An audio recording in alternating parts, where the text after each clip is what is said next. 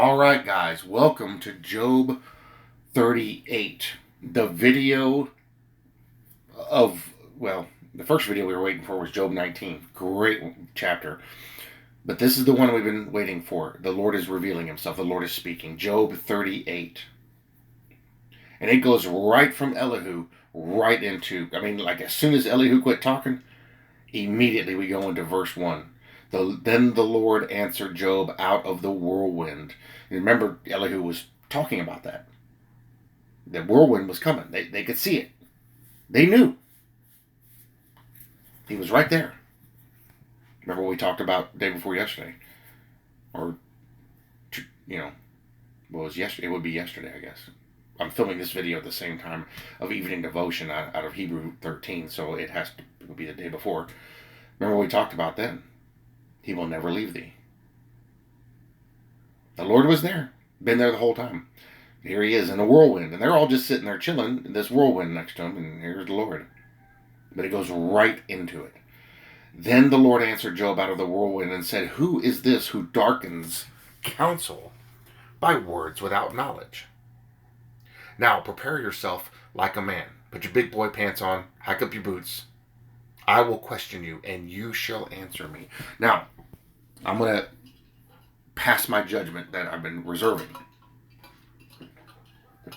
I try to, be indifferent, and I try to benefit, try to stand up for Job a little bit. Elihu was right in what he said. Job was being very self-righteous. And he wasn't doing it from a place of malice. He was doing it, he was like, but I didn't do any of these things. Why is this thing? And he started to get to the point where the way he was presenting his argument was more about him than it was about God. Elihu was right about this. Elihu was calling this out for what it was. And this is where we have to be really honest with ourselves, because many of us get in this same situation and do much the same thing Job has done. What did I do wrong? Woe is me. Why is this happening to me? Job was getting very much into feeling sorry for himself. And he shouldn't have been. Now again, in Job's defense, and I will still defend Job a little bit, in Job's defense, he was only seeing things from one perspective. But he really started to make it about himself. Which technically it was about him. But then it wasn't. Give glory to God. God did and he started like that, but then he started to fall. Because he was getting worn down by his friends. I think Satan was doing this. But I think God saw that, knew that was going to happen, and had Elihu come in to pave the way and to set everybody up to hear what the Lord had to say. I kind of think if the Lord had just showed up and started talking, this might have gone differently. I think he needed to get conviction in all their hearts. That's what Elihu did. Elihu's a very interesting individual. If you do a little bit of research on him, you find interesting things about him. We looked up his name and what his name means. Interesting. His last chapter of his speech sounded exactly like he was talking about Jesus. Interesting. So now God is here. Now the Lord is here, and he is going to get everything set the way it's supposed to be. With everybody here. Except Elihu. I don't even think Elihu's addressed anymore or mentioned anymore, but we'll see. Now, prepare yourself like a man. Verse 3. I will question you, and you shall answer me. Where were you when I laid the foundations of the earth? Tell me if you have understanding. Where were you? He wasn't born. Who determined its measurements? Surely you know. Or who stretched the line upon it? To what were its foundations fastened? Or who laid its cornerstone? A lot of people use these things to prove flat earth, and it doesn't prove flat earth. I don't know where they're getting that from. It's not there.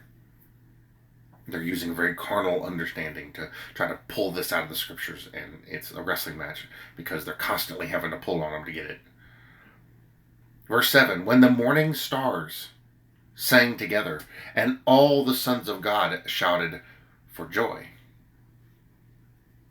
Or who shut in the sea with doors when it burst forth and issued from the womb? When I made the clouds its garment, and thick darkness its swaddling band. When I fixed my limit for it and set bars and doors. When I said, this far you may come, but no farther, and here your proud waves must stop. Have you commanded the morning since your days began? God makes the sunrises and cause the dawn to know its place, that it might take hold of the ends of the earth and the wicked be shaken out of it. It takes on form like clay under a seal and stands out like a garment. Basically, they used to take their signet ring, they'd make a document, they'd roll it, put some wax on it, and they'd press it in there and seal it. And that would show their emblem that this is who it came from. That's what he's talking about. From the wicked their light is withheld, and the upraised arm is broken. Have you entered the springs of the sea, or have you walked in search of the depths? We have sent subs down there, and we can see what's down there. There are springs that push water up. Have the gates of death been revealed to you, or have you seen the doors of the shadow of death? Have you comprehended the breadth of the earth? Tell me if you know this. Where is the way to the dwelling of light? Where is the way to heaven? And darkness, where is its place? That you may take it to its territory, that you may know the paths to its home. Do you know it? Because you were born then, or because the number of your days is great? Do you know it because you were born then, or because the number of your days is great?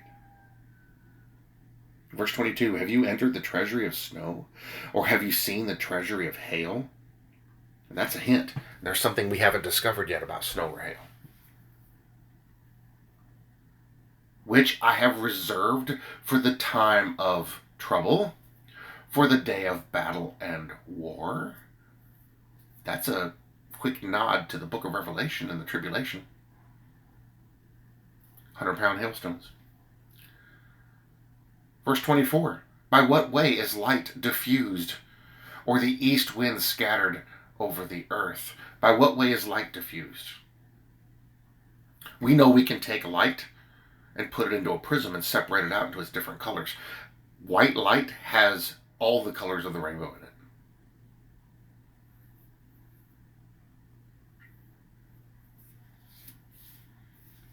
By what way is light diffused? See, he's speaking on a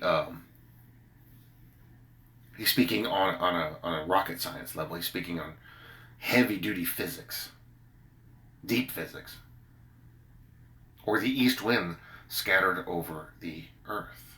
Who has divided a channel for the overflowing water, or a path for the thunderbolt?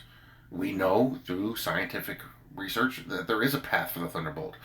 Whenever the storm is going and the electricity level is building up, they've been able to take pictures of certain types of cameras, and they see these little trails going up from different objects, houses, telephone poles, trees,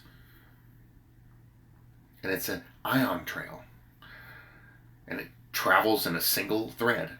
And then when it gets to a certain point, the thunderbolt is like making an arc from the electricity in the sky to the thunderbolt, and it shoots and connects and makes that discharge of electricity.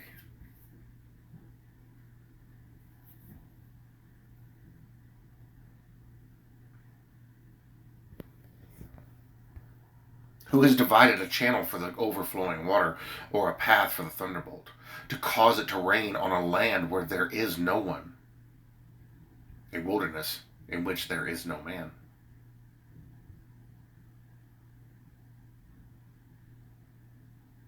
Which it rains where there's no people. To satisfy the desolate waste, and cause to spring forth the growth of tender grass. Has the rain a father? Or who has begotten the drops of dew? God pays attention to the drops of dew. He's that focused on his creation, even more so. From whose womb comes the ice and the frost of heaven? Who gives it birth? The water, see, he's teaching us secrets here. A lot of them we won't get. The waters harden like stone, and the surface of the deep is frozen. Can you bind the cluster of the Pleiades, or loose the belt of Orion? A little bit of astronomy there. Can you bring out Mazaroth in its season? Or can you guide the great bear with its cubs? It was thought that back then nobody knew what the constellations were. Oh, they knew. And God is calling this out, and because he knows that they know what he's talking about. Do you know the ordinances of the heavens? None of us know that. Can you set their dominion over the earth? Can you lift up your voice to the clouds, that an abundance of water may cover you? Nod to Elijah and to Enoch. Can you send out lightnings, that they may go and say to you, here we are? Lightning speaking to the Lord. Who has put wisdom in the mind? Or who has given understanding to the heart? Another little jog there when people say, oh, if you say understanding is in the heart, your preaching works. Well, God has said it here in Job 38, verse 36. Who can number the clouds by wisdom? Or who can pour out the bottles of heaven? When the dust hardens in clumps and the clods cling together.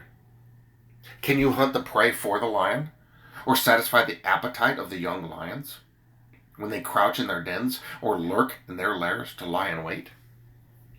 Who provides food for the raven when its young ones cry to God and wander about for lack of food?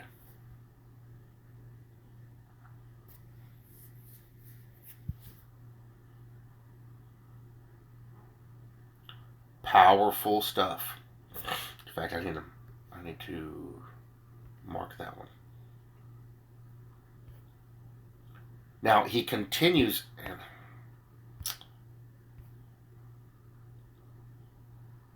Now I was going to go ahead and keep reading and just combine them, but it's too many chapters. It'll be too much in one video. So we're going to have to pause there at who provides food for the raven when its young ones cry to God and wander about for lack of food. We're going to stop there. But now we're on the edge of our seats. What else is the Lord going to tell Job? What else is he going to ask him? Oh, it's a lot. There's still a lot. But look at how much we've already seen. Look at what he's already revealed. He's giving us secrets in this book. A lot of people ignore the book of Job. I think they need to take more time to read it. Especially what the Lord is talking about. Because he is explaining the most amazing physics. Things that we have only just discovered in the last couple of 100 years. And this book is thousands of years old. Oh, you can't trust the Bible. Really? I beg to differ. I beg to differ.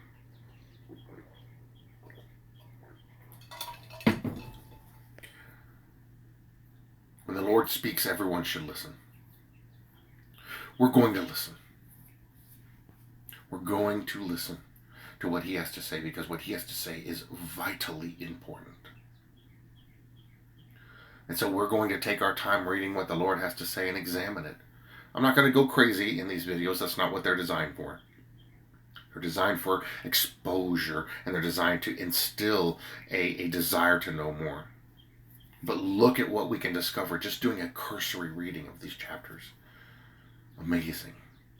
And I'm hoping these are inspiring you guys to go back and read them yourselves, because what the Lord has revealed to me in this that I've shared in this video, you may be revealed something different. He may reveal more to you. That's my hope. So follow along with us as we go through this. I hope people have been keeping up with this. I know a lot of people haven't. That's a shame, because they really could get a lot out of these videos if they watched them. But my goal isn't to go into some great big expository teaching on this. It's to share what's in here and then apply it to real life things.